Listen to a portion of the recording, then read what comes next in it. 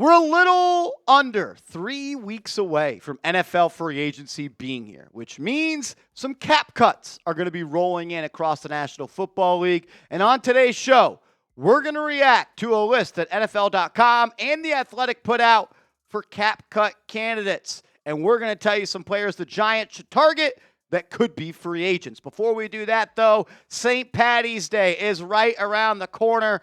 And Giants Now by Chat Sports just launched their newest t-shirt. Be a part of the New York Giants Now drinking team. Rep your green and don't get pinched on St. Paddy's Day. Get your shirt. Chatsports.com/GiantsGreen. That's chatsports.com/GiantsGreen. When you get your shirt, take a picture of you wearing it, send it to me on social media, and we'll put it on the show. All right. NFL.com had Denzel Ward, the cornerback for the Cleveland Browns, as a cap cut candidate. And I'll say this, if this does happen, the Giants should be all over it. One of their biggest needs is corner, and Denzel Ward is still one of the best in the business. NFL.com wrote this: Ward is somewhat synonymous with the Cleveland Browns secondary at this point. He was the team's 4th overall pick in 2018 and has logged 8 seasons as a starter with 5 Pro Bowl trips and 104 PBUs, the most by a Brown since the stat was first tracked in 1991. At 29 years old, Ward may not be as elite as he once was, but is still a solid corner with years left to give. The problem is the money. Ward carries a $32.9 million cap hit this year, the highest on the team outside Deshaun Watson, and the Browns could save $20 million by designating him as a post-June 1 cut. Cleveland is $2.3 million under the cap and needs heavy improvement across all areas of the roster to work its way out of the AFC North cellar. Given what he's meant to the team for the better part of a decade, this would be a more surprising cut, but it also might make sense as Cleveland looks to the future under new head coach Todd Monken, who I officially hate because he should have been the Giants' offensive coordinator. If the Cleveland Browns are going to cut Denzel Ward, to save the $20 million that was mentioned, the Giants should be all in on signing him. I thought that write-up from NFL.com was good. Ward was once looked at as a top 5 corner in this league. I'm not so sure that he still carries that same pedigree, but he would immediately be the best corner on this team. And with him on one side and a Debo on the other side, that would be a formidable duo at the corner spot. 9 pass breakups last year, but 19 in 2024, 11 in 2023, 15 in 2022. He makes plays. He's a difference maker. He can carry and travel sideline to sideline to cover corner ones, and the Giants have to improve in that spot. Denzel Ward would be a dream signing for the Giants. I think he'd be the best corner on the market. I think he would command a lot of money as well. Do the Giants want to double down on that? We'll find out, but it's a need, and he would potentially be the best on the market. Another corner that was mentioned by NFL.com was L'Jarius Snead, currently with the Tennessee Titans, formerly of the Kansas City Chiefs, a Super Bowl winner. Last played for the Titans. His defensive coordinator was Denard Wilson, the current DC.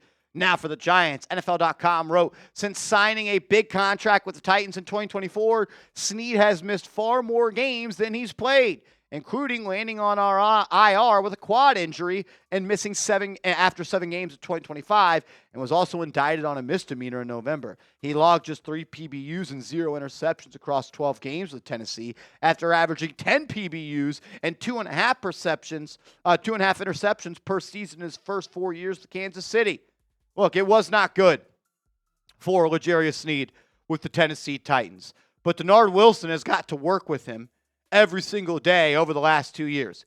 And if Wilson thinks that there is still gas left in the tank of Snead, who is still just 29 years old, it could make a lot of sense. I don't know if the guy that played for the Chiefs from 2020 to 2023, where he was looked at as a top 10 corner in this league, and he was a pivotal piece on that defense that won 2 Super Bowls. I don't know if that guy still exists, but if there's someone that you have confidence in to start at corner and be a difference maker and be a positive in the locker room, that could make some sense. Marlon Humphrey was also named as a cut candidate in this article. We've talked at length about Humphrey. Obviously played for Harbaugh his entire career in Baltimore. So I want you to sound off. If you could sign one of these corners, factor in their salary, who would it be? Denzel Ward, L'Jarius Snead, or Marlon Humphrey?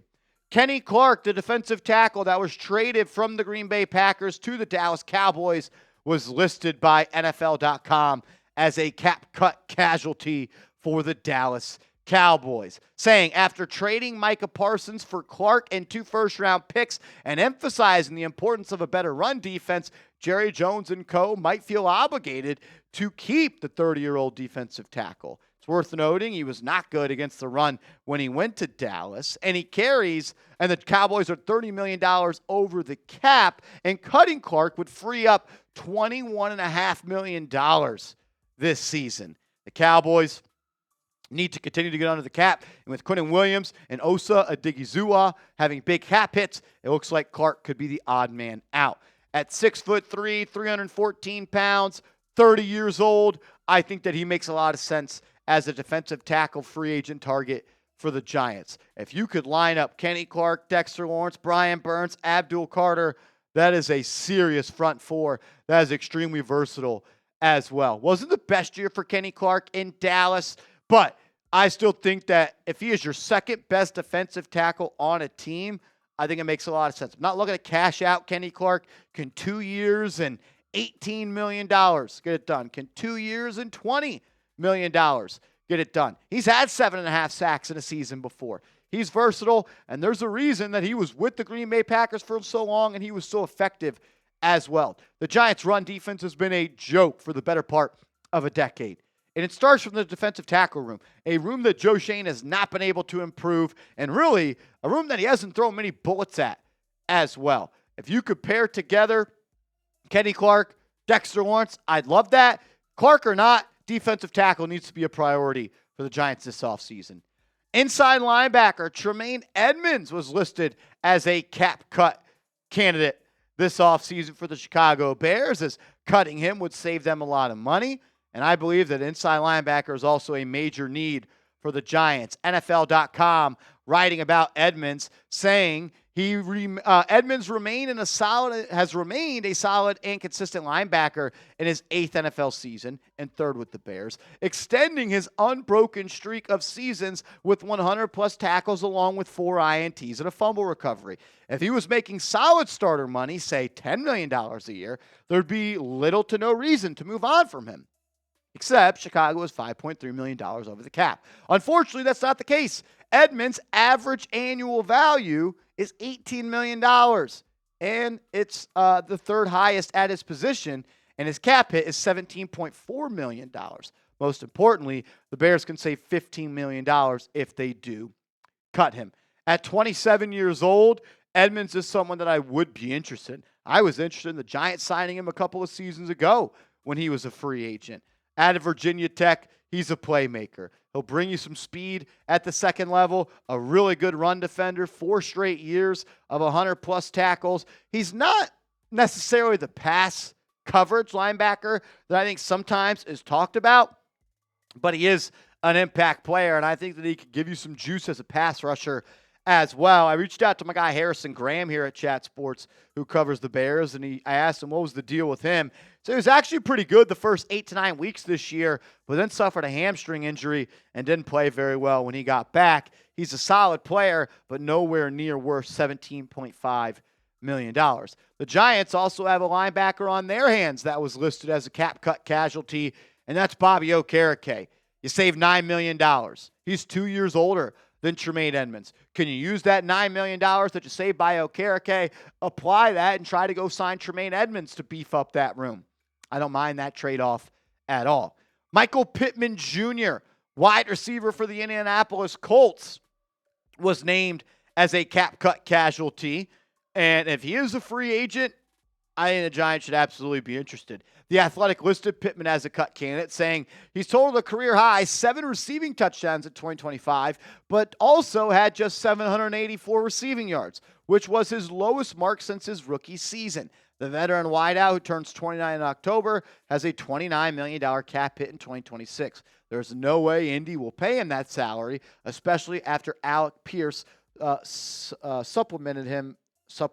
I can't even read that. As the number one receiver, Pittman could either restructure his contract to reduce his salary and remain with the Colts, or they could just release him. The latter choice would create $24 million in cap space, which is $5 million dead.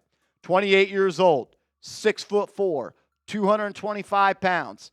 How long have the Giants been chasing a wide receiver like that? Plays about 30% of his snaps in the slot. One thing for him is he's not the most explosive wide receiver down the field. I mean, you could see it in the last 4 years. He hasn't had an average yards per catch north of 11.7 yards. So I wonder how explosive of a receiver he would be. But man, 925 yards, 1,100 yards, 800 yards, 780 yards. Put him on the opposite side of Malik Neighbors. Get someone in the slot. Continue to add in free agency and in the draft. I think Michael Pittman would be a pretty solid wide receiver too for this team.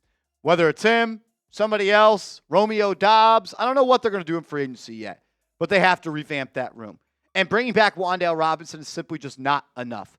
If you bring back Robinson, you need to maybe take Carnell Tate or Tyson, number 5 overall, or draft someone at the 37th overall pick. Wan'Dale Robinson, if brought back, cannot be your second best receiver next year. Because if he is, you're going to be in a lot of trouble. Other names that were mentioned by NFL.com and The Athletic as cap cut candidates, Calvin Ridley. I know he's had some injuries, but man, for a cheap one-year deal, I wouldn't hate that.